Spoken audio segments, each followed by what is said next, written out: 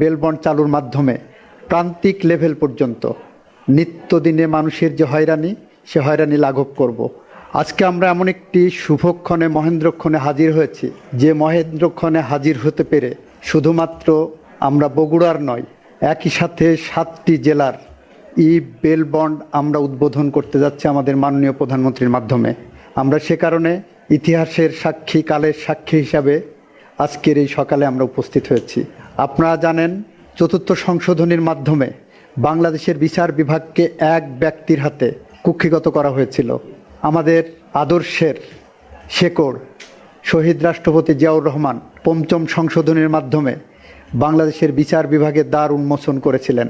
সেই ধারাবাহিকতায় এখন পর্যন্ত ৫ম সংশোধনীর যেভাবে বিচার বিভাগের স্বাধীনতা উন্মোচন করা হয়েছিল, বিচারকরা প্রোটেক্টেড ছিলেন, সেই অবস্থা এখনও বিরাজমান আছে।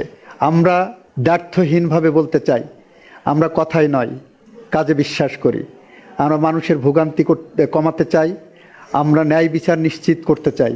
আর চাই বলেই বাংলাদেশের প্রত্যেকটি জেলায় এরকম বেল বন্ড চালুর মাধ্যমে প্রান্তিক লেভেল পর্যন্ত নিত্যদিনে মানুষের যে হয়রানি, সে হয়রানি লাঘব করব।